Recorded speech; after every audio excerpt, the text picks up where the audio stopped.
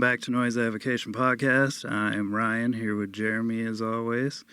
And Andrew, thank you for jumping on the show, man. We appreciate it. You've played in Strife. You currently play in Berthold City. You run War Records. I know you've been in some other bands that I can't think of off the top of my head. World Be Free is another one that's pretty pops in my head quick.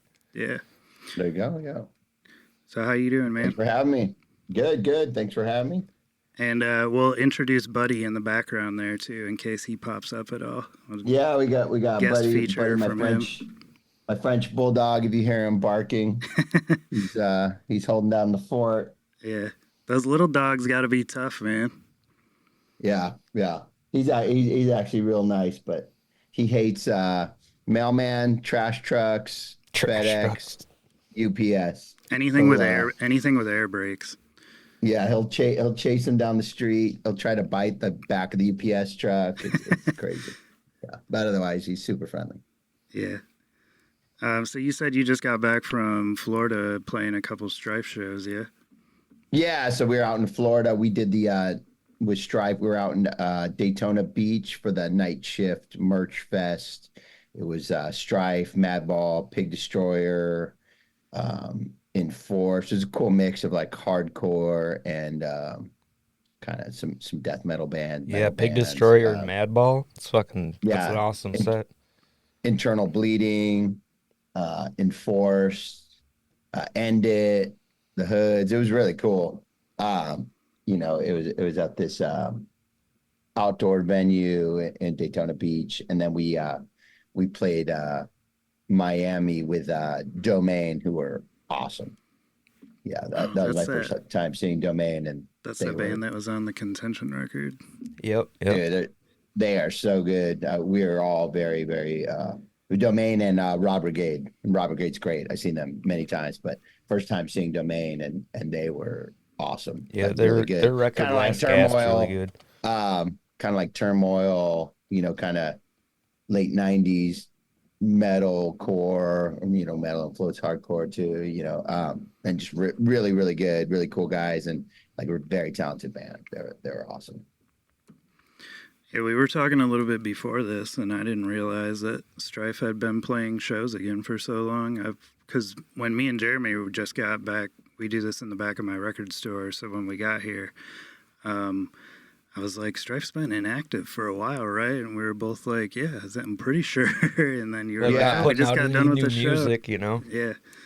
Yeah, so we put out Witness Rebirth in 2012. Yep. It's like 12 years ago, that's like why I was like, I don't know if they're. And we've been playing pretty consistently, since then, but we were playing, before then, which is why we ultimately decided to do the record. I think we started playing again maybe 2008, 2009, and then did the record. And, I think we've had periods where we're busy, there was a time after 2012 where we're going to Europe kind of once a year, hitting the East Coast once a year. We slowed down a bit. Our singer's got 3 kids. Our drummer's got 2 kids. Our other guitar player's got 2 kids. So it makes it a little bit more difficult to kind of make everyone's schedules align. But we still play, a handful of shows every year, and try to stay as active as we can. Yeah, that's good to hear. I mean, Strife was a huge influence on me, and like I was telling Ryan before, I think I got into Strife, like you guys were already broken up for like 4 years by the time I even got into hardcore, which would have been like 2000, and yeah, and those fucking riffs, man, that's all we bit, Just stole your shit. And then yeah, you're not the only one. Yeah, right. Yeah. So now you're singing for this for Berthold City, which you've been doing for a while, and you guys just put out this record, which is fucking kick ass. And how's that? Like, you're singing for that, so it's kind of more your it's like, I guess it would be more yours You know, it's like Well, you're kind of like The front the man. front man. Your yeah, lyrics are the ones that I'm are the coming front out. man, but so aside from singing, I pretty much write all the music. So yeah, basically, you know, I do everything for this band, to be honest. It's like we have a really good group of members that play shows and tour with us, and but I'm writing all the music, writing all the lyrics, and I play a lot of the instruments on the records as well. I love So it, man. I love yeah, it. so it's a very different creative process. When I initially started the band, I wrote the first demo on the 7-inch and kind of wasn't sure if I was even going to sing on it. I kind of wrote the songs not knowing what I was going to do with them. And then ultimately I was like, let me give singing a shot. I was like, if it sounds cool, we could roll with it. And if it doesn't, we'll look for somebody. I had tried singing in the past, but I always found it very, very difficult. And I think, it took me some time to understand, different ways to control your voice, but also different ways to record in the studio, and feel comfortable. And that's a big part of making your voice sound good. So once I recorded the vocals for the first 7-inch, then I kind of realized that something I could do and something I enjoyed doing. And then I think that was probably like I don't know when even the first record came out. It was probably like at least 6 years ago or so. And we've just been pretty steadily putting out music and playing as much as we can. Which brings us to the new record. Just came out about week and a half ago. We're all very very excited. Yeah, you've had Nick Jett from multiple bands. He's in Carry On, probably most famously Terror. Most people might know him from. Definitely most famously known for Terror, and for he's sure. and he produced this album as well with you. But I noticed you got a different engineer or master, a Brad Boatwright from Audio Yeah. Siege. Yeah, he actually mastered the last album as well. Oh, okay. So I mean that shit sounds. That's where I think I heard a big difference between like this album and then the first one when words aren't enough. So the green one. Yeah. Yeah, so we did the first album. Nick Jett produced it, and he engineered and mixed it as well. And we actually did it at the same studio, but slightly different process. This was a home studio, and we did the first record. We did the drums in a smaller live room, and for the new record, we actually did the drums in the living room, and it was a much bigger space, the wood floors, and I think you hear a different attack on the drums than you do on the first record. And also there's different drummers on both records. So we have a new drummer, Todd Hennig. He was previously in Death by Stereo, and he's playing on the new record. He's a great drummer as well. So slightly different drum style than the past drummer as well.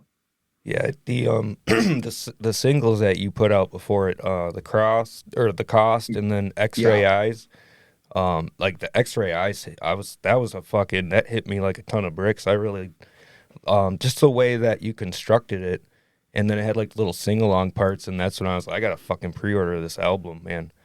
And that's cool. that was kind of it's one of the outliers from the album for sure. I think, we're putting, the album's got 12 songs and we really try to make a body of work that is interesting, that keeps you engaged as a listener from, yeah, for sure. From the beginning to the end. And I think X-Ray Eyes is definitely one of standout tracks. You know, it's definitely still sounds like Berthold City. I think musically it's a bit different. It's definitely much catchier. You know, it's kind of written like a pop lyrically, song. it's definitely catchy for sure. It's just like, yeah. and you have that little sing along right where it starts off, you know, starting off with the like fucking chorus is with the big chorus. Yeah. And it's a really fun song. We just shot a video for it at our last show. Oh, fucking dope. And it was super fun. You know, we had everybody in the front row was singing along, and I think it's one of those songs that's really gonna translate super well live, because it, you know, it's like a little earworm once you hear it. You know, it gets stuck in your head, and you know, I you know, you can't help but sing along next time that chorus it's going comes right around. now. Yeah. But when I first heard the record, the first thing that really stood out to me on the lyrics was is on the second song where you're like, getting older does not mean giving up, and that's coming from, you know, middle age and shit. It's like, it's refreshing to hear that in hardcore, especially now. And, you know, because we all can't sing about the same old shit all the time. And it's nice to, you know, it's like relatable all over again, you know? Yeah. Yeah. I mean, that song is kind of like, you know, celebrating, you know, the people that stuck with hardcore, that stuck with their beliefs over the years, against the odds. That's the name of the song. But, you know, it's like, you know, we're still here, we still care, and, you know, we're still, you know, we still believe in the music and the message. And, you know, it's not just us. You know, there's bands like Terror and Madball and Agnostic Front and some, you know, bands that came before us. And, you know, it's kind of like an ode to the people that are still dedicated, that didn't, you know, turn their backs because they had a kid, or, you know, they got a job. You know, it's funny, I've seen so many generations of hardcore kids, and, you know, there'll be kids in a popular band, and then, you know, 4 years later, you never see them again because, you know, who knows what, you know, they got into something else, and, you know, and I've seen it so many times over the years. So that's kind of a song dedicated to people that still believe and that are still here. And it's not just people in bands, but people that are still just going to shows and doing a podcast and doing a zine. Is like booking shows. There's many ways to support a scene, and one of the most important ones is just showing up, buying a ticket, you know, coming to see a band. You know, that's sometimes more important than you know, being in a band, you know? Oh, yeah. In our lives, for sure. Yeah, I mean, there'd be no point in being in the band if nobody's showing up. Exactly. So it's like, you know, sometimes it's an overlooked element of the hardcore scene, but it's like, you know, anyone that comes to a show, like the biggest element to me in the hardcore scene is the fucking, like, dude, I don't know. You've been doing this a long time too. Since when? You were like 16, maybe? Man. Probably like, I think I was 14 when we started Strife. 14. Yeah. Man, that's fucking congratulations on still fucking chugging away. I mean, you're singing now, but you're still chugging. Yeah. Still chugging. That's what's up though, man. Yeah, that's crazy. Still straight edge. Yeah. Yep. And not many bands start that young and like build sort of like the legacy that Strife has, just because you guys are anybody into hardcore knows the name Strife, whether they've even heard the band or not. Yeah, they know the name. Yeah, I think it was just, you know, we started the band. I was ninth grade, just starting high school, and linked up with the right people that wanted to play music, like-minded, and wanted to take it, you know, outside of being a local band. And you know, our drummer was from Riverside, which was, you know, we're from Thousand Oaks. It's a small suburb in Ventura County, about 30 miles north of LA. Our drummer was from Riverside, which is about, I'd say about 2.5 hours kind of southeast of LA, or southeast of where we grew up. And, you know, he had already been in the band there. He was in a band called more of a punk crossover band called SDI. But his band had played a lot of shows. They played like a legendary show with Youth of Today in Fairmount Park in Riverside. They played a lot of shows at pretty legendary venue in Riverside called Spanky's. The owner of Spanky's opened the Showcase Theater in Corona. But his band had played with Agnostic Front, Instead, 7 Seconds. So he already kind of understood what it took. His band never toured, but they were a pretty known local band. So he kind of understood what it took to get to that level. To get that level. And he really, I think he was pretty instrumental for the band doing what he did. Plus, he had connections outside of our small town. When we started the band, there was maybe 2 straight edge kids in my high school, and by the time I graduated, there was probably 20 to 30 in my high school, 20 to 30 in the next city. It's high school, so it's like we were able to grow a scene. There was multiple bands from our town that never existed. But a lot of that was just pushing to get out of our town, to play with some of our favorite bands, and then to tour. We did our first East Coast tour. I think I was a senior in high school. So it was either 92 or 93. And we flew up to the East Coast and played some legendary shows, Mouthpiece and Endpoint, Four Walls Falling, and Rorschach, I had to, ditch school to fly out on a Thursday or whatever to play this weekend of shows. And then pretty much from there, hit the ground running and, started touring pretty heavily the next year.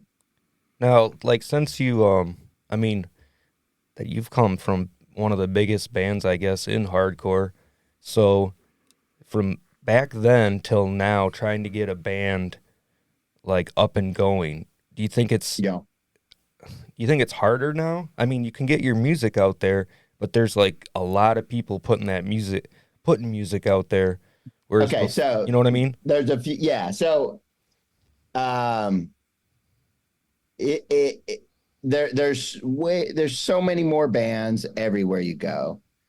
So it's really hard to kind of cut through all the noise, because now it's not like, at the time there was Revelation Records, Victory Records, New Age Records. There was a handful of hardcore labels and a few smaller fringe labels, right? But maybe it felt like there was maybe 100 bands going at a time. Now there's 100 bands in every city. They're all putting out music on Bandcamp. It's all on streaming. So it's I think it's much harder for a band to cut through and get noticed. But it's also much easier. There's bands that have gone to Europe on a demo. There's right. It's much easier for the bands that it's not necessarily the skill, but have the word of mouth and the hype.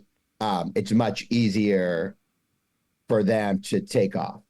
I think Pain of Truth was a headlining band when all they had was a split out with Age of Apocalypse or whatever. You know what I mean? They didn't even have a record out. Yeah, that shit is and they were crazy. Headlining shows. You know what I mean? And I love Pain of Truth. They're a great band, but it's that wasn't happening. The word of mouth could spread so easy, and it's not just spreading to your local town, it's spreading all over the world. So it's crazy because anybody can put it on Instagram and cut up reels and stuff, and it's exposed everywhere. Yeah, and that's why you're seeing I think a lot of success of bands right now, current bands, a lot of it has to do with their clips going viral on the internet.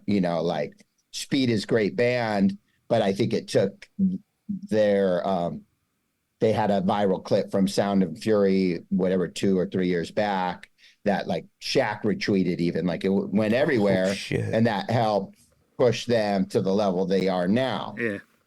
Now, granted, they're a good band. Like if you're not a good band, it's not gonna translate as much. But I think they owe a lot of their success to that little viral clip. Right, like, You know. yeah, you almost need that. You need something to like put you over that edge. Yeah. Kind of Yeah. fucked up, You know. right? Well, I Yeah. mean, I there's mean, so many like things and distractions out there Oh, I and know. constant stuff coming out. So to get people to notice and give a shit like that, it takes a while. I mean, it's a chore on its own. Well, you got me paying attention to this new fucking record. I tell you what, that Well, shit cut good. right through to us, man. Well, I appreciate that. We didn't have a viral clip, but you know, I might do something. I've been practicing my stunt biking, so I plan on doing like an Evel Knievel stunt on a motorcycle in Las Vegas next time I'm there. Nice. So really with a Berthold City cape. Put Buddy in a cart on the front. Yeah. Yeah, he's going to be in the sidecar, and we're going to go over the Luxor is the plan. So as long as that we get the good footage and it gets to the right channels, it'll premiere on the TikTok account.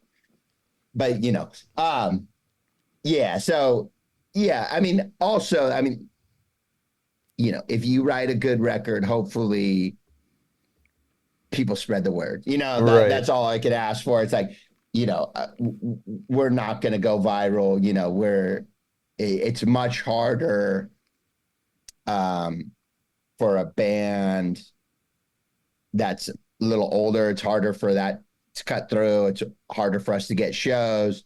You know, so our plan was like, hey, let's write the best record that we can, make it undeniable. And, you know, people are going to appreciate it. You know, it definitely sounds different than what's popular right now. And I know there's people like me that love a certain style of hardcore that's not really represented in modern hardcore. And they're looking for something that's, you know, maybe a bit different than some of the heavier bands or the beatdown style bands and, you know, a little more traditional style hardcore.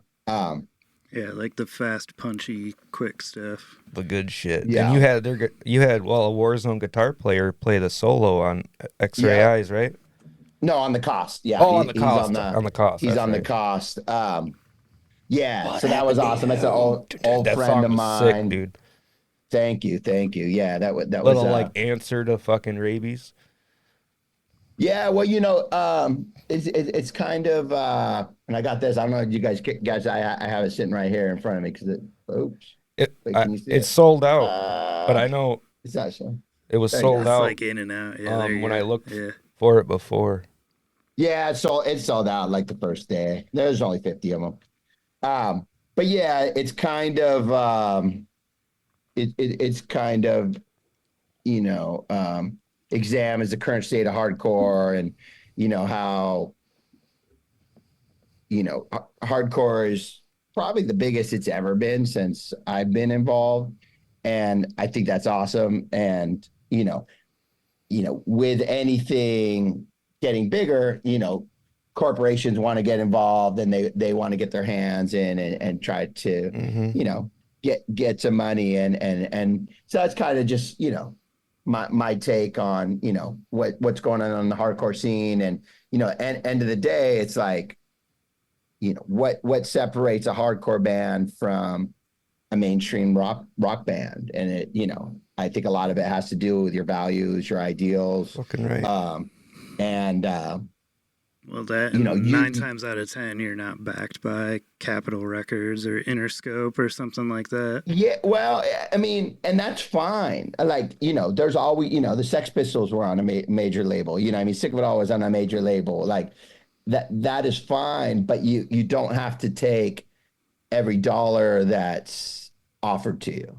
Right. And you could kind of pick and choose what makes sense for your band and for you. And it's like, I'm all for bands making money and trying to, you know, make a living and survive. And, you know, cause that's, you know, ultimately a band's only gonna last for a short amount of time if, you know, they have to come back, they go on tour and they have to come back and get a job. So I'm all for bands um, getting what's owed to them, financially and making the most. But at the same time, you know, Got to you keep don't your have to take. integrity, man.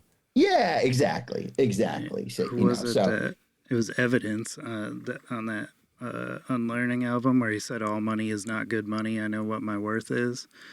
That's yeah, it. Um, the Doors, man, Jim Morrison, way back in the day, they wanted Pontiac wanted to use Break On Through for the fucking Firebird, and uh, everybody in the band was like, "Yeah, let's do it," and he vetoed it and was like, "No, it's my fucking art." Now, whether you like the Doors or not is, whatever. yeah, But at least he was even back then was like, "No, I don't want to sell that shit out."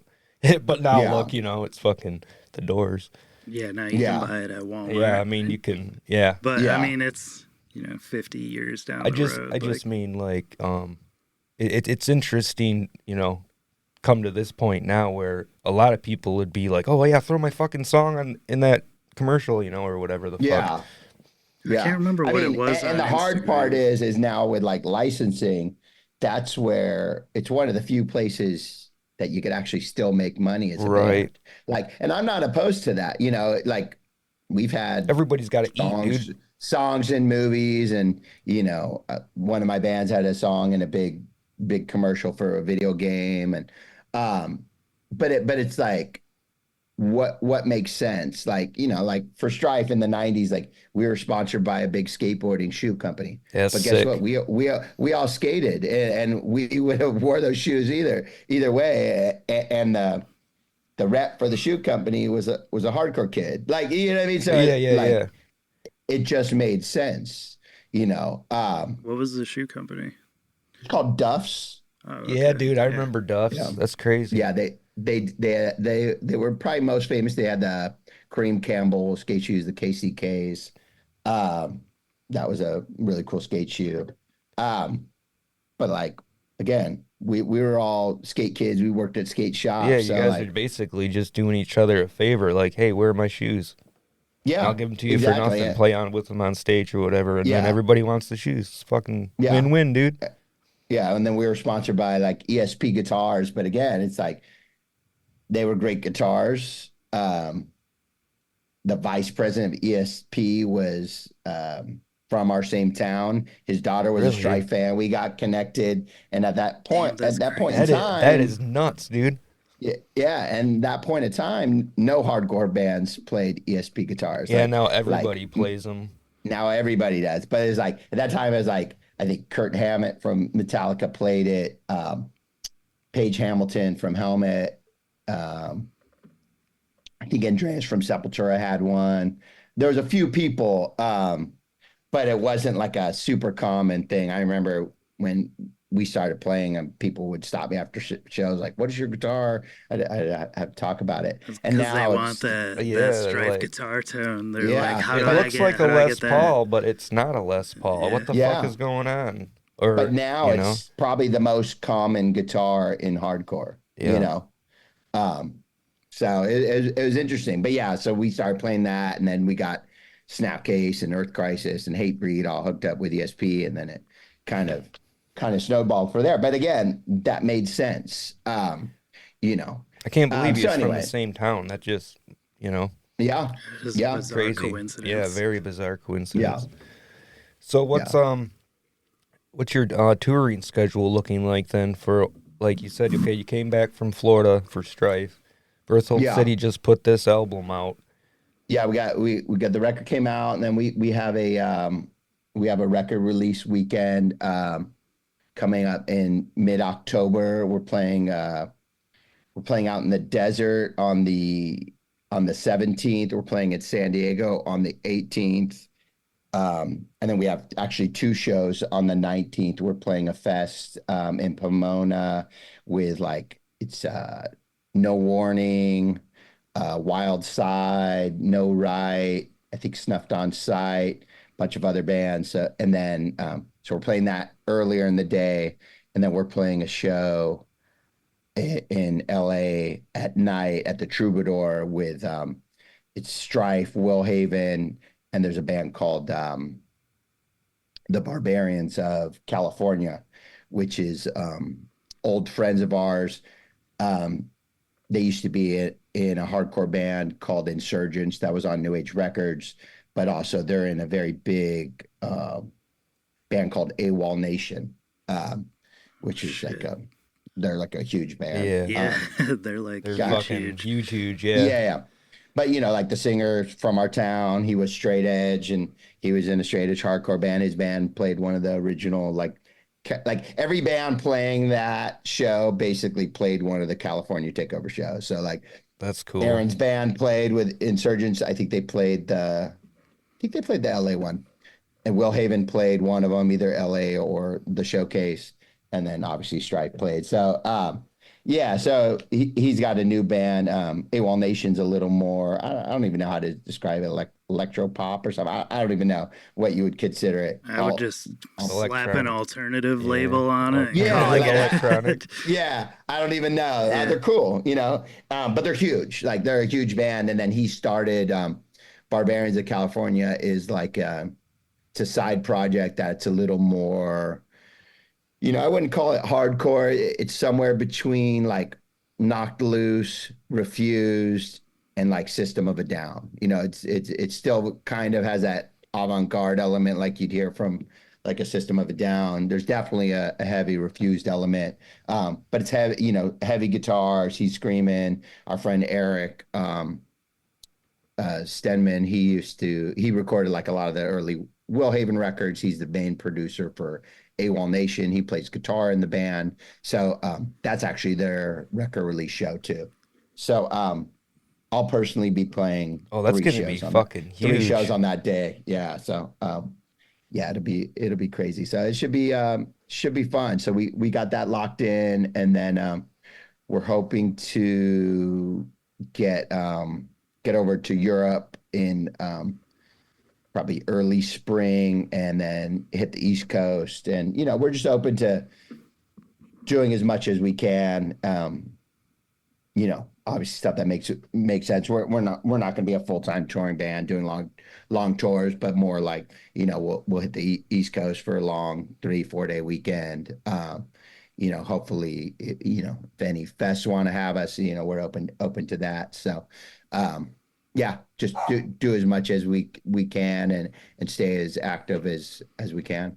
Yeah, it'd be cool to see you guys at Tied Down or This Is Hardcore, or be on one of those those big festivals that are going on. Black Christmas would be cool. Yeah, I know holidays get a little iffy though for travel. Yeah, I mean, I would do either. There's definitely, I know the people at Edgeman who booked Tied Down, so we definitely talked to at least about a show in Detroit at some point. But I would love to play the fest, and obviously I know Joe, so This Is Hardcore could potentially be another place. Yeah, it could be an option. But if not, we'll be out there. We'll be playing as much as we can either way. Like, what I mean? So we've been talking to a few different friends bands about East Coast runs. Maybe get, we definitely want to get out to like Chicago. We've got a few bands on a label from Chicago. We got a band on a label from Milwaukee. Got a band label from Cleveland. So, yeah, Last Gasp. We had those guys on. Yeah, so maybe doing some sort of run and connecting with different bands on the label. Their guitar player Dave, he's from Traverse City, which would be like close, like Alpina's like arch rival up here. But, okay. But he's in that, arch rival for real, because we would go over there and like get in fights and shit. No, I know what you mean. It's just funny. But we always got along, So man, and I fucking, that band put out a phenomenal record too last year. That's a really, really cool record. Quick and again, right in the face. And it's pretty, pretty unique. Very. I think it definitely cuts through, and it's pretty different than a lot of other bands that are popular at the moment. So it's pretty refreshing. I think they're a great band, and hoping to get them out to the West Coast at some point. So you're running, you're playing in Strife, you're playing in Berthold City, and then solely run War Records yourself? Yeah. Yep. And how's Yeah. that, man? You're a busy guy. I love everything you put out. That's I why mean, it took a I'm while for rocking this my interview to come to fruition. yeah, Yeah. rocking my gear. You Yeah. know, it kind of sucked without Peace broke up, but Yeah, that was a cool record as well. Yeah, I stay busy. I try not to take on too many bands at once. I like to kind of have some space in between records so I could kind of push the band as much as I can, as opposed to like, oh, here's a new record, and that's kind of it, and then people forget about it. So it's like, yeah, it gets a little oversaturated. yeah, I try to do, between 4 and 6 releases a year max, and really push each release the best I can. this other one too, Juice. I love that Yeah, record. now I love that this record. was one that basically I kind of was like, all right, it's coming out on War Records. You have not done any, like, haven't heard anything I don't like yet, and just kind of like Yeah. listened to what was put out, the single or whatever, and then just got it and Yeah. was like, oh, this shit's fucking awesome. Yeah, So I think that's that's totally an another amazing. one that's different sound.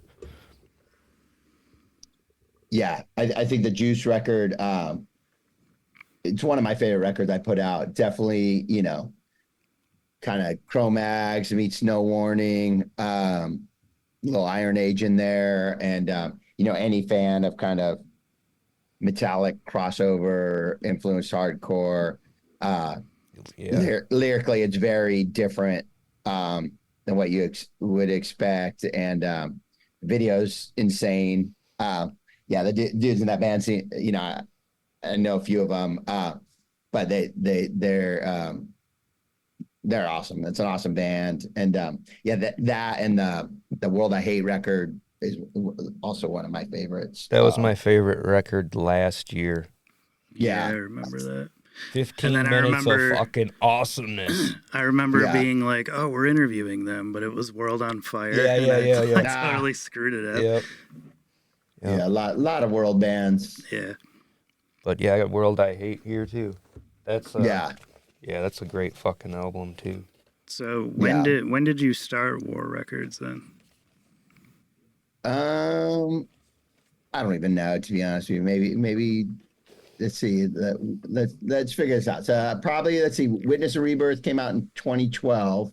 The first record I did was a Strife record called Incision, probably 2014. And those were kind of leftover tracks from the Witness a Rebirth session. I was so heavily involved in the making of that record, the promotion of that record, that kind of just, decided like, I kind of realized like I should have just released this record myself instead of letting a label to it. That was originally released on 6131, who at the time had a lot of really cool hardcore bands. They had Alpha Omega, Rotting Out. I think they did a Bane 7. You know what I mean? Like they were pretty connected and putting out a lot of cool stuff. But they kind of quickly, after the release of our record, kind of went more on like the indie side of hardcore, post-hardcore. And, I kind of thought like I should have just done this myself because I was so involved in the promotion and making of that record. I think everybody that's into hardcore kind of thinks about doing a record label at some point. I know I did. It's something I've been talking about since the 2000s, early 2000s. So I finally just decided to make the leap. And then the first release was that Strife record. Then I linked up with Miracle Drug from Louisville, Kentucky. Guitar player used to be in Mouthpiece. Drummer was in By the Grace of God. Singer was in CR. I did a Piece by Piece record, which is Nick Jett from Terror. He's singing. That band's sick too. Yeah, they're a great band, and then just kind of snowballed from there, and just tried to. I'm really obviously involved in picking the bands, but it's like I really strive to just pick out good quality bands. So it's like, you know, like you said, like, you know, I want people to understand if it has our label stamp of approval. Yeah, it's good to go. It's gonna be a good record. Yeah. Yeah, you know, fucking A. And so it's like I work really hard to, you know, find new bands, and, you know, I get a lot of bands approach me that I do say no to. And it's not even, you know, because they're bad, it's that sometimes they're not the right fit. Sometimes I have other things lined up already. But you know, I think it's really important to kind of, for me to kind of just like stay in my lane, kind of push it where I can. You know, I think like some of the outliers have been like enforced, which, you know, that At the Walls record is amazing. They're a little more definitely crossover or metal side, but great band. And then like World I Hate, a little more power violence influence, but both of those are great records. But yeah, definitely staying busy. I handle all the production, I handle all the shipping. So yeah, definitely. Well, you do a good job on the shipping. I mean, that shit gets here pretty quick to Michigan, so thank you for that.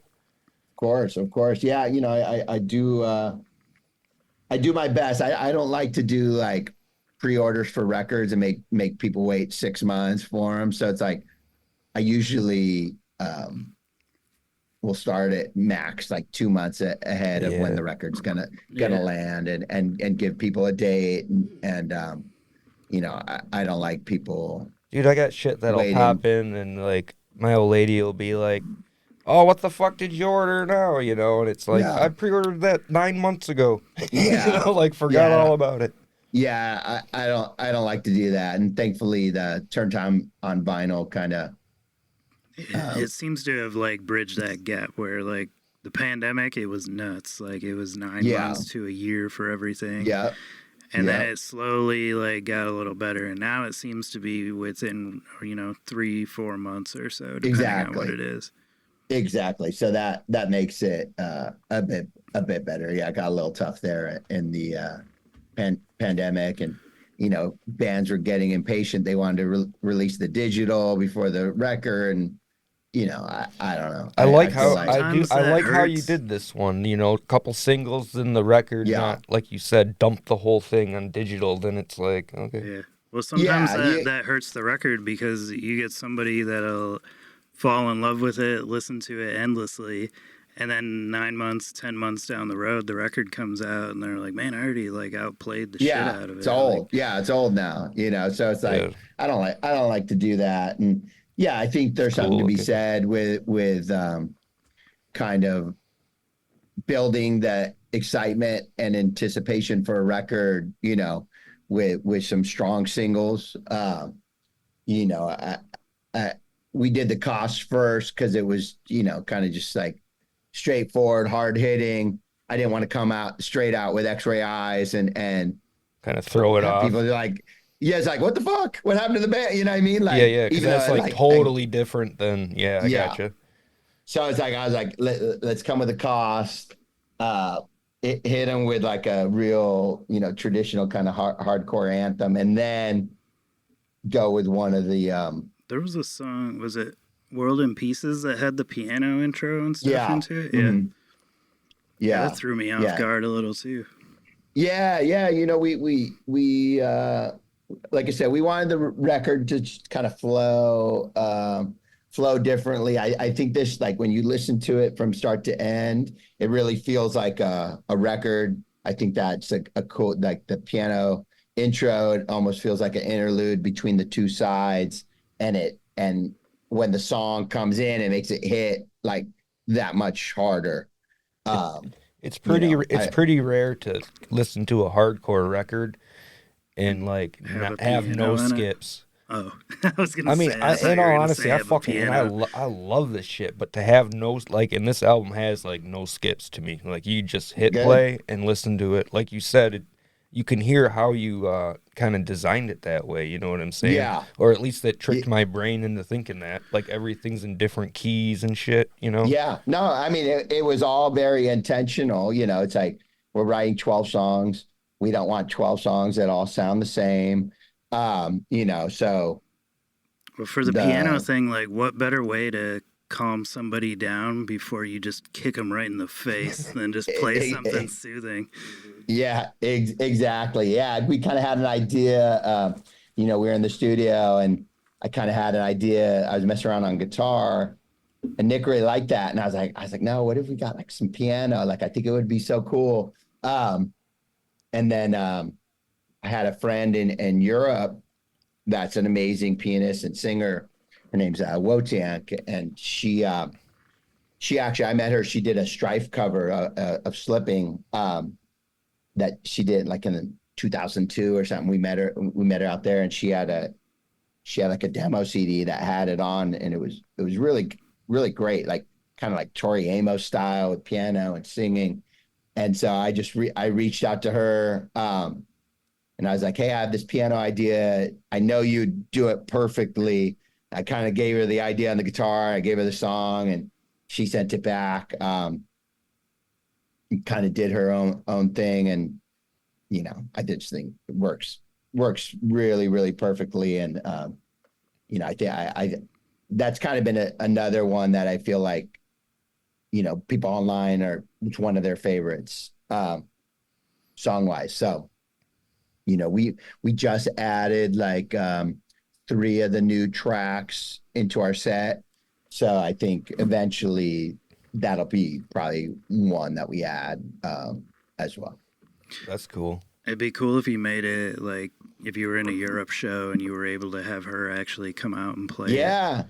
Yeah. You never know. I mean, that's definitely something we could do like as an interlude on a sample, but it definitely would be awesome to have somebody, you know, whether it's her or somebody else, like, you know, play it live, would be super cool. Yeah, I would think within this genre of music, it would be rough to find a piano player in most cases. It's just not that common. GB is able to find a horn player in almost every town they go to. Sometimes they're not the best. Yeah, that's true. Horns are a little closer though with the ska connection, and piano's a little more removed. Yeah, you can go to your local high school. It's interesting because my first instrument was piano. My second instrument was trumpet. So I keep getting this wild idea that I'm going to buy a trumpet and figure out how to play that GB intro. So you know, we'll see if I ever figure that out, then maybe I'll play it for them one of these days. That's pretty cool. You said trumpet was your first instrument, or piano? Yeah, piano. Okay. Yeah. So piano, then trumpet. When was that? Like way early on? Yeah, I think I probably played piano. I was probably like, I don't know, 3rd grade or something. Okay. When did you start getting into guitar and stuff? I got a guitar, I think in like 7th grade. Yeah, I got a guitar. We were all into skateboarding. We had a little crew of kids that all skate to school, and we were supposed to start a band. And I was supposed to play bass, but then I bought a guitar. Fuck yeah, and, dude. Yeah. And then I just kind of I had a guitar at my house. I'd play a little bit. I took a couple music lessons.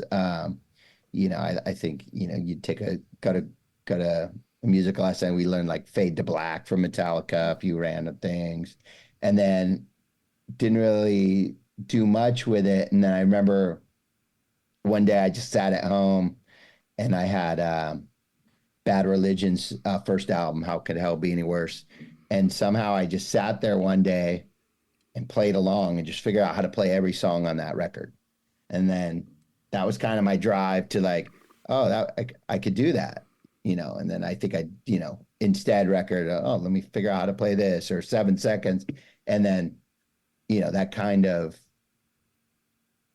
was my real kind of stepping stone into learning how to play guitar, which is playing along to these records.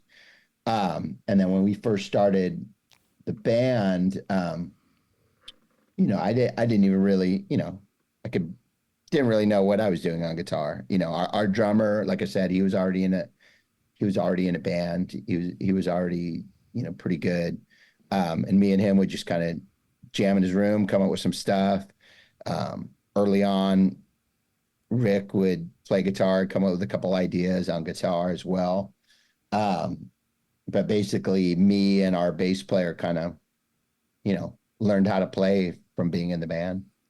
Yeah, excuse me. Yeah, you hear that a lot where it's even like I've heard Fat Mike from NoFX talk about it, where it's like they didn't even know how to play their fucking instruments, but just from constant fucking touring and like just beating them out, you just get better. You know? I think it definitely helps, like having a good drummer. A keep the bad drummer, time. Yeah. but just not bad drummer will ruin a good band. So like if you have a good drummer, you're already like one step ahead of the rest, right? Sure. I did have a concept of like music theory and, from playing piano and playing trumpet. And I think I, kind of had an idea of what worked and also the ability to kind of figure out things by ear, right? Play by ear. Right, yeah. Which, I don't know how easy, if that comes easy to people or not, but I was able to do that. And yeah, that's a gift. That's a sound talent. That's a gift. Yeah. So, but I think that came from already playing another instrument before then. Like I used to be able to, I could read music playing piano and trumpet. Yeah, so you already had some like fundamental ground of musical knowledge going into exactly. it. Yeah. So that was definitely helpful. So you've never, it's like shouldn't say it like that. Like I was gonna say you've never had a real job, but you've basically been doing music. Of course, no. You like your whole life though too, right? Yeah, but I've always had a real job. Gotcha. I mean, there was points in Strife when we were touring full time, and it was like, maybe I'd have a part-time job when I in between tours or whatever. But no, I've always had a job. Like I said, we worked in skate shops. I managed and was a buyer for a very high-end retail store in LA for a very long time. Interesting. I had my own like sneaker and streetwear boutique for 8-9 years. I worked on with clothing brands for a very long time, and now I'm in real estate. So I'm still I've got a full-time job aside from doing music and doing the label. Fucking A, man. Yeah. We got to add real estate to ours, yeah. To barbers, tattoo artists, record store owners, and now real estate agents, because I've heard a lot of them. There's a guy out of Detroit, Mike Hasty, used to be in Walls of Jericho. You know that band, Walls of Jericho? Of course. Yeah, Mike Hasty, man, he moved to Florida and now he's in fucking real estate. Like really nice fucking like shit. I think he's in Florida too. Yeah, he's in Florida. And I've got a good little connection of kind of hardcore kids, adults that are into hardcore across the country that we kind of work on referrals together. Tim Owen, he used to own Jade Tree Records. He's based in Philly. I work for a company called Compass. He works for Compass in Philadelphia. He's like a third or fourth generation realtor. The bass player Strife actually lives in Philly. Tim helped him.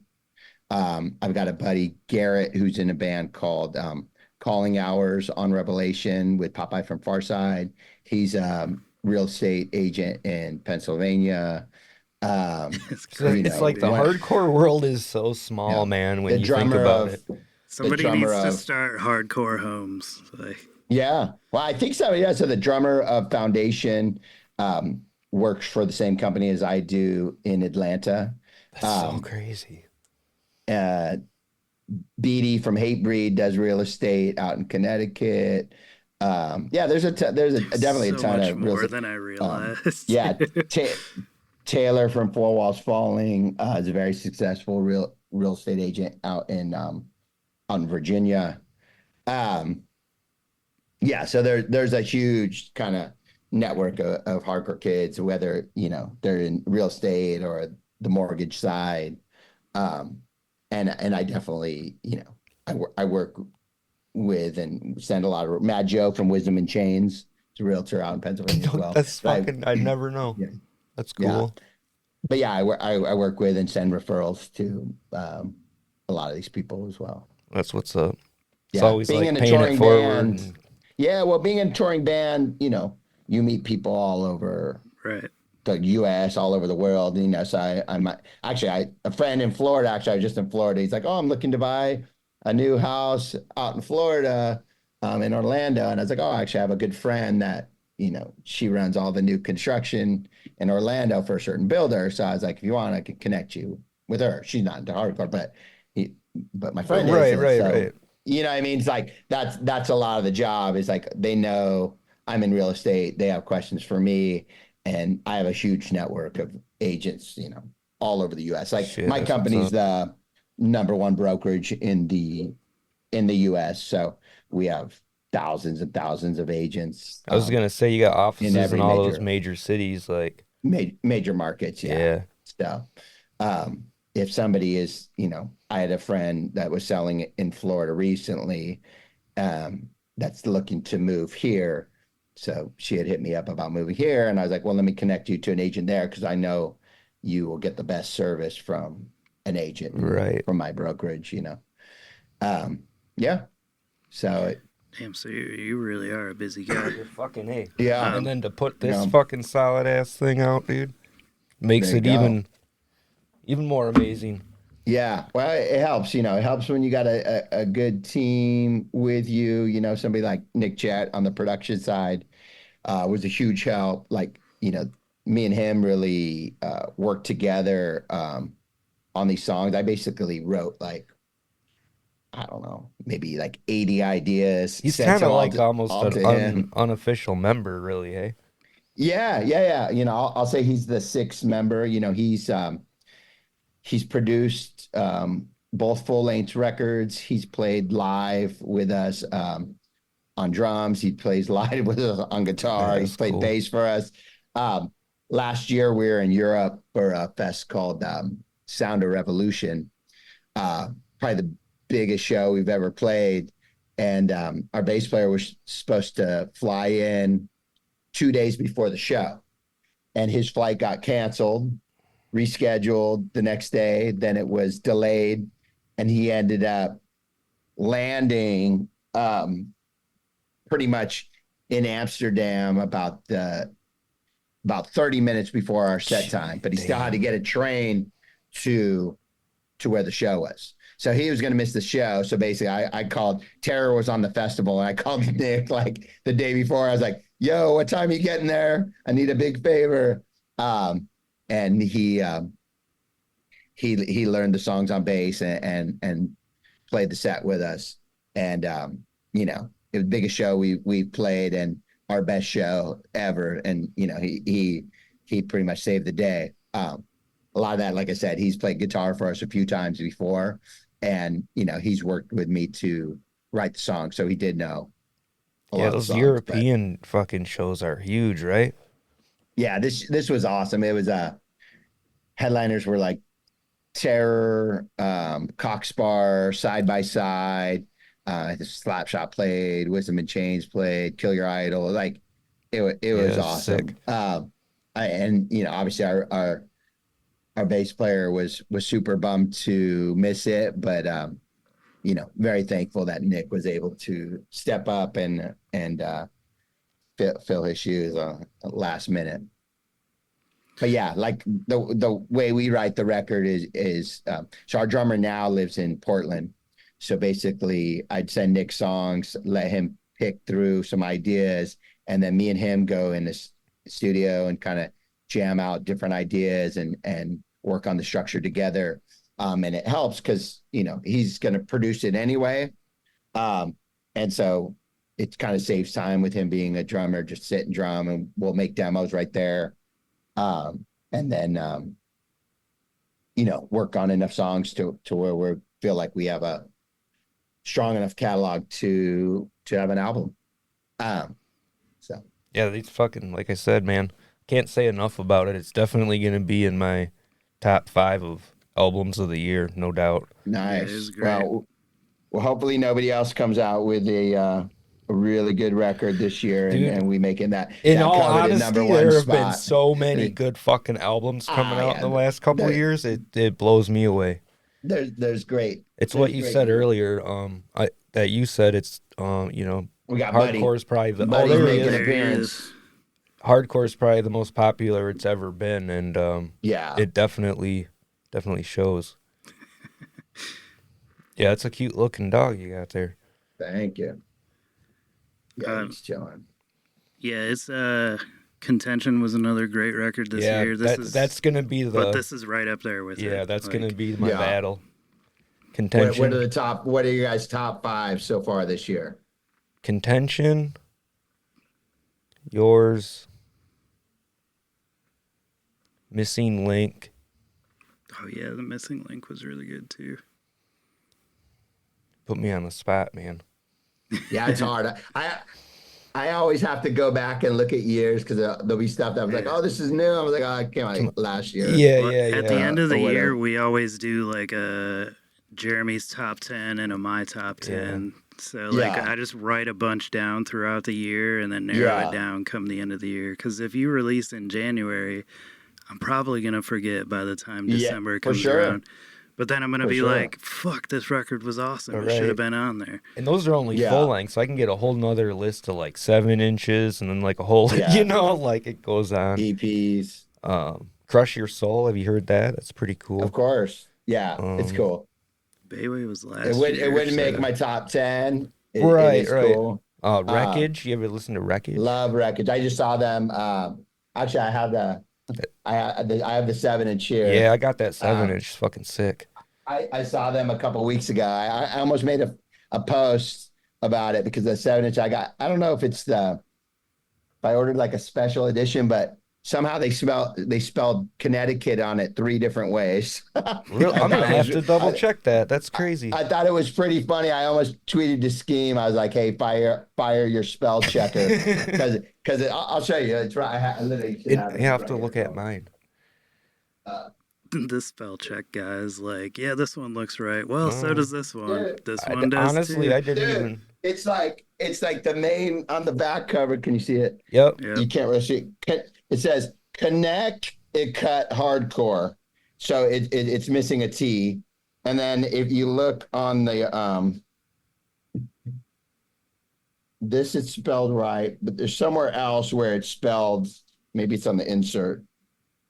It's definitely spelled wrong two times, 2 different ways. I thought was hilarious. So I almost tweeted. I think it's this little short one. Yeah. So on the back here, I'm a nerd, but somehow like little spelling mistakes just like jump out at me. Like it's the first thing I see. So and this is super small, but it says engineered in New Haven, and it says Connect CIUT. Huh? So they Connecticut. That's what it is. Like Connecticut. And I guess Connecticut is a hard word to spell for people not from Connecticut. Yeah. But I'm pretty sure Scheme's from the label is from Connecticut. I don't know. I thought it was funny. Anyway, I almost tweeted at him. That's awesome. I didn't want to who's this asshole making fun of my records? But no, I love Wreckage. I actually really like the full length better than the 7-inch. Yeah. I had high hopes for the 7-inch, and it's good, but I love that full length, and this wasn't as good. Sorry, Wreckage, but I went and saw them. Wreckage, Seed of Pain, and Collateral. They played here not that long ago, and that was good. Now that Wreckage 12-inch was one of my favorites. I guess I don't know. That was last year or the year before. The year before, I think. Yeah, I'd have to check. But when that came out, like it blends together after a while. Yeah, I was very into that. So what else? What else we got? For our top 5. Clockface is a Detroit band. They're coming out on Top Floor tapes. Clockface was I know. good. I know the name. Check that out. Is this a hardcore only top 5? Pretty It much. could be anything. Whatever you Oh, want. that Pete Rock album's fucking sick. New Common and Pete Rock has been like my favorite. I listened to that many times when that came out. They were just on What's in My Bag. Yep. On Amoeba. Yeah. And they started a tour for it too. And then that'd be cool. This record right here. I just got this in the mail Common's today. kind of underrated. Definitely. This is Ransom and Conway the Machine. I don't know if you know who they are. I haven't heard that. I like Conway a lot. I haven't heard that one. I just listened to the new Benny the Butcher's got a new record came out a couple weeks ago. When we were talking earlier. This is actually a Benny the Butcher hoodie.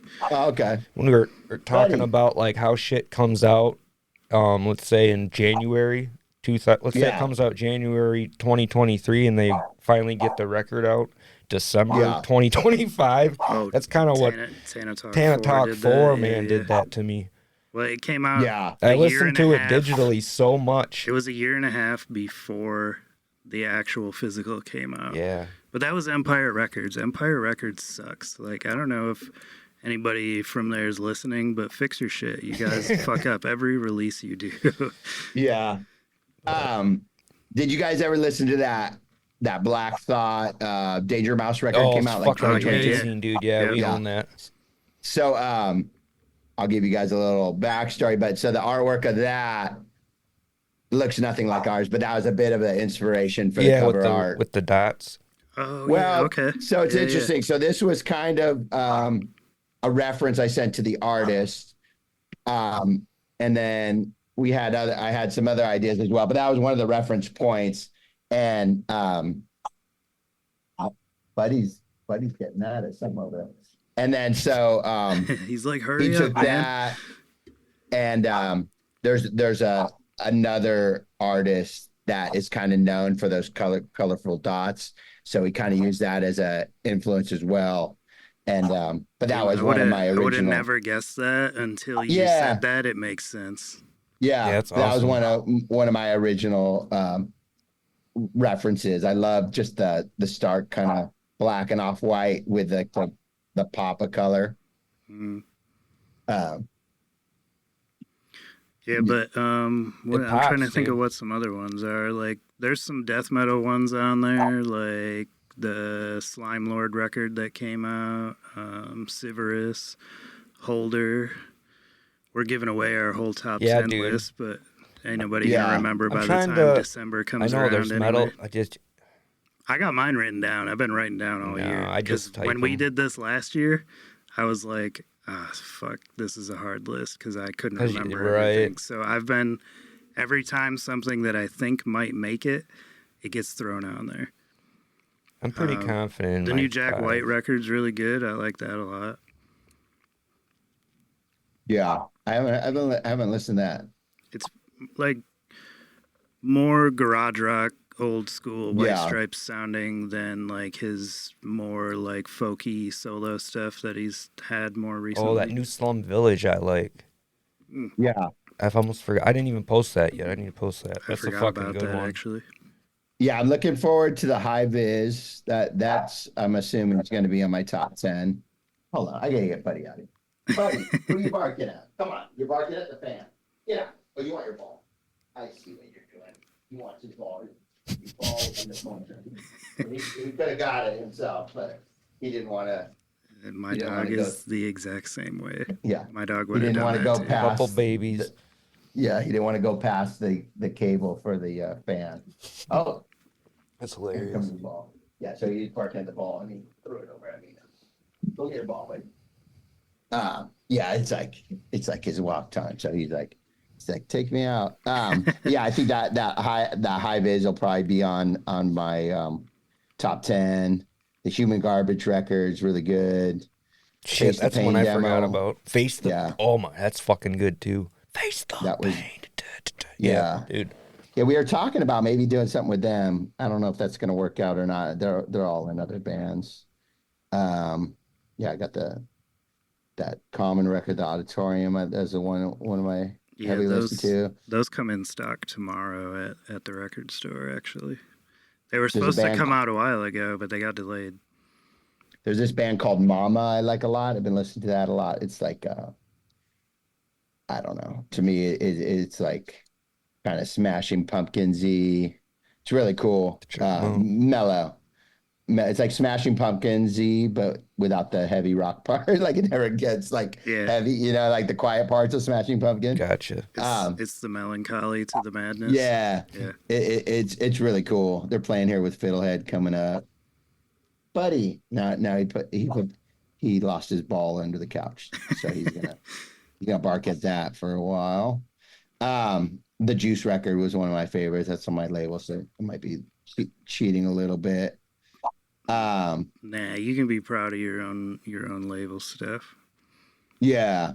What else we got? New Drug Church is cool. Yeah. I don't know. It's Still gonna a be few tough. months to go, man. Yeah, it's gonna be a tough. Yeah, there might be some people that have been saving some shit because they're like, well, it's end of the year. I'm gonna make a memorable mark. I think for sure. I think we're gonna see that from quite a few bands. Yeah. I can think of a few just that we know of that are like getting their shit together to release some stuff. Yeah. Yeah, it's gonna be awesome. So I know you got to get Walking Buddy here soon, but before we wrap things up, before I get to the end question that we normally ask, do you have anything that you want to add or plug or anything like that? Get off your chest. Tell the world. I'd say Buddy's so funny. He's staring at his ball. He could get it, but he just wants to bark at it because it's like he has to go past the side of the couch to get home. Let me get this thing so he can stop barking. Buddy, move. And you know, if you're a fan of fast, more traditional hardcore with some melodic elements, you know, I would say it's somewhere between like a Count Me Out meets Have Heart. I've heard it compared to Bane. I'm a little sick of it all in there. You know, I mean, it's like, you know, we get labeled a lot as a youth crew band. I don't really think there's definitely a tinge of Strife in there too.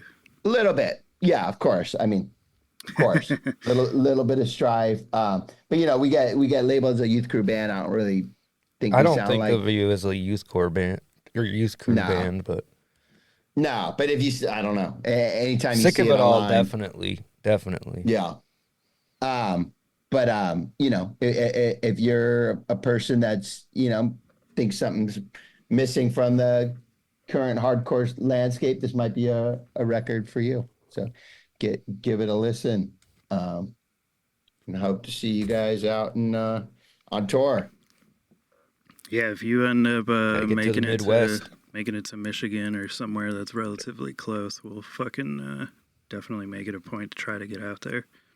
Yeah, perfect. Well, let's petition Tied Down for 2025. Yeah, now that it's out in the start air. That now.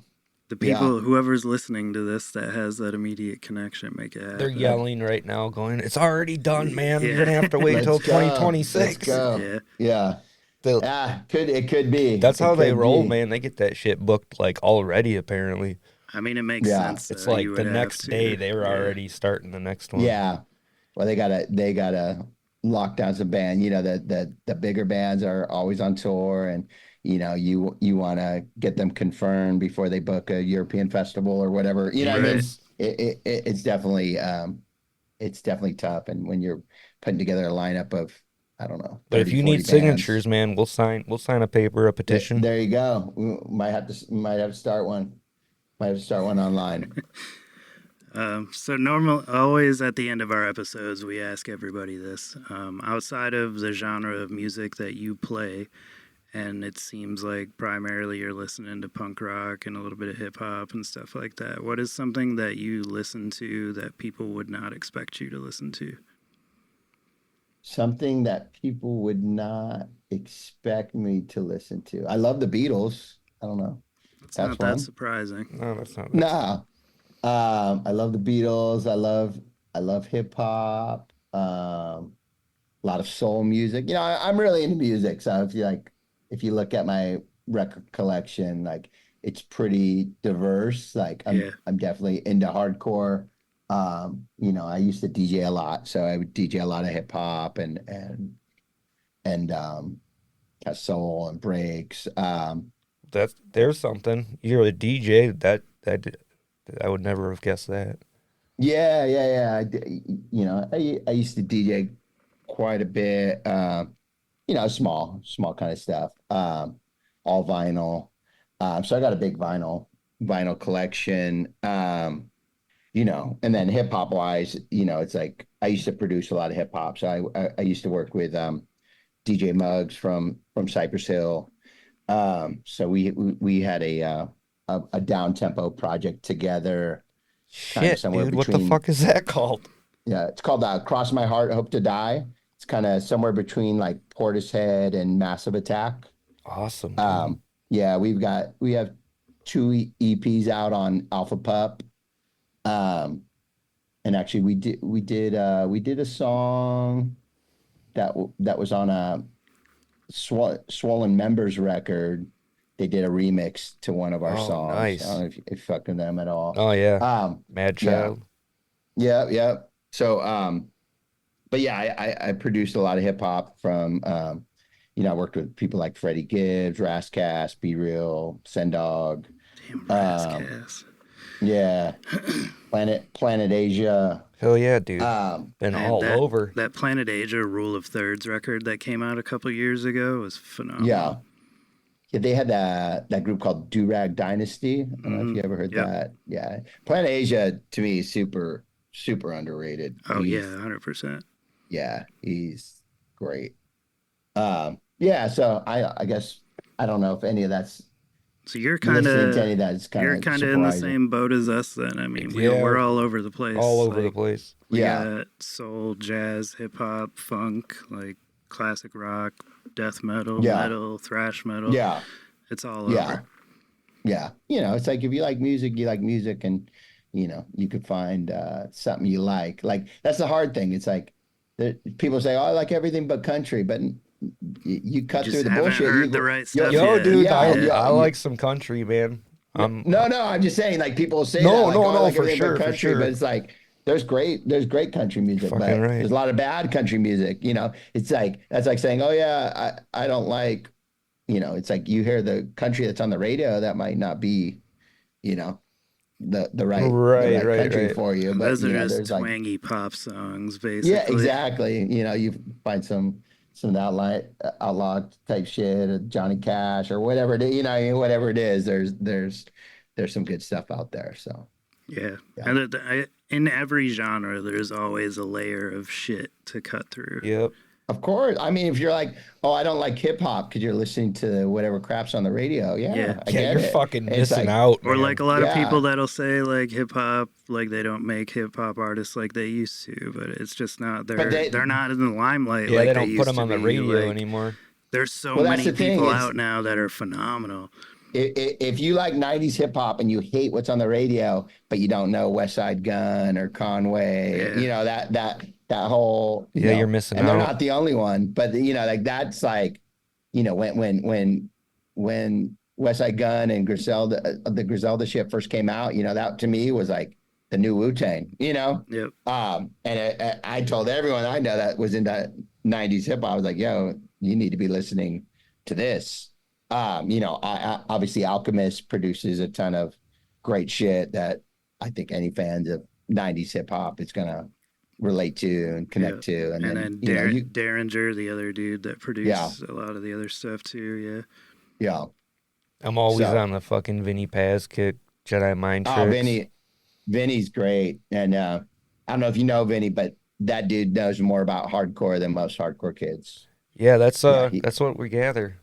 He's super into hardcore and he knows like deep cut hardcore. Yeah, like, I've reached out to him, but I mean, I'm just a little dude.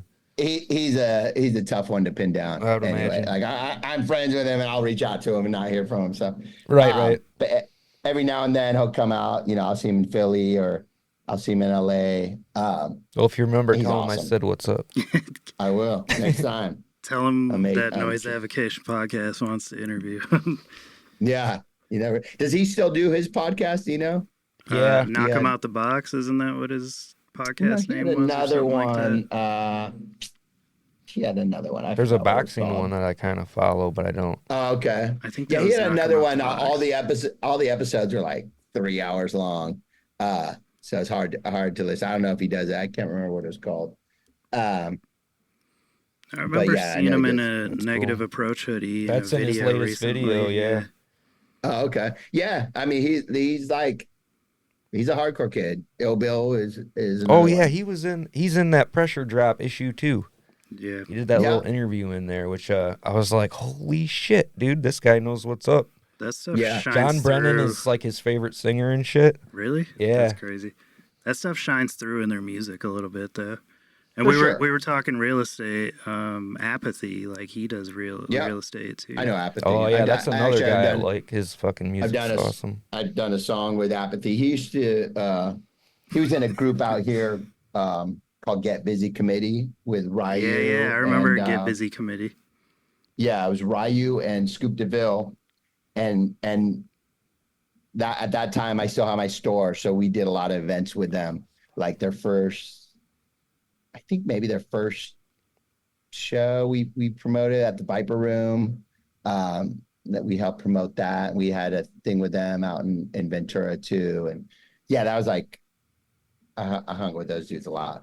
Apathy's great. Actually, the last time we played Connecticut at the LNG, Apathy, Ryu, and I think Self-Titled all came to the show. So they were out there working on something. But yeah, Apathy is a beast on the mic. I've heard allegedly that Apathy and Self-Titled have another record coming. I don't know for sure if it's done or in the works or I believe happening. it. Yeah, I believe it. But yeah, he's a friggin' beast on the mic. I remember the first thing I heard from him, he did like did some sort of freestyle on a Kanye beat. I can't remember what it was at this point. But it was super dope. I've been a fan since then. But yeah, he's great. But yeah, he used to be out here all the time. He's like a hip hop historian too. Like that guy knows like fucking everything. Yeah, tape collector. I watched his little tape videos. And Holy stuff. shit! He's got some podcast thing coming out soon that I seen. I don't know what it is. I don't think it's out yet, but I seen like he was on like an Instagram live video talking about it. Yeah, that's cool. Yeah, he's a cool dude. Damn, Yeah, well, there's a lot crazy of that you're in a dude. way connected to all that. I would have never guessed. yeah. That's a perfect answer to like the longest answer to our question. But fuck, Yeah, that's it. I forget what song, but I got a song. Let me find it. I think it's Apathy and Be Real. Let me see. Pull it up. I did this like a long time ago. 2011. So that's when I first met him. Pretty good. Chrono Da Vinci. Be Real, Apathy. Yeah. So I did a song. It's called If I Died Today, and it's Be Real, Apathy, and let's see who the last one is. My Spotify's going slow. Oh, it's not going to tell me. Anyway, this is it. Oh, this is it here. It's a record called Carry On Tradition I did in Young D in 2011. So that's got Freddie Gibbs on it. It's got Planet Asia, Tri-State, Chase Infinite, Ryu. There's this dude, actually he's from Detroit, named Osceola. I don't know if you know who that is. He's super dope. Can't say that I do. Yeah, he's super dope. I did a couple. Actually, I was working on a whole project with him, and that never came out. He came out here for a couple months, and we were working on something together. But yeah, that's a record I did in 2011. So that's when I first met. First met Apathy. Damn. So You ever heard of there you go. West Nile or Razorblade Razorblade Hand Grenade? Old hardcore band. I think West Nile, like but he's like raps he now. fucks with Ezak, right? Dan Diablo. Yep. Well, they're supposed to put something out next year. Yeah, I know him from Ezak, but I don't know. I don't know him. I haven't His heard music's his music's really good, dude. You might dig it. Yeah, I'll check it out. Yeah, he's been on a couple times. He's a cool guy. Yeah, he's out of Jersey. Yeah. But all right, man, we'll let you get walking, buddy, and so he doesn't, start barking at you again. He's in chill mode right now, but yeah, he's definitely ready to go out. He's in come on, Dad, I'm trying to move mode. Yeah. Definitely. We appreciate your time, man. It's been a lot of fun talking to you. Thank you a bunch for getting on the show, telling us your story, talking about the latest record. Hopefully we can see you at a show soon. Let's do it. Everybody go buy this shit. That's right. You go to war-rec.com. We got some copies of the record. I got them right here. So if you order this in the next 48 hours, I'll personally ship this out.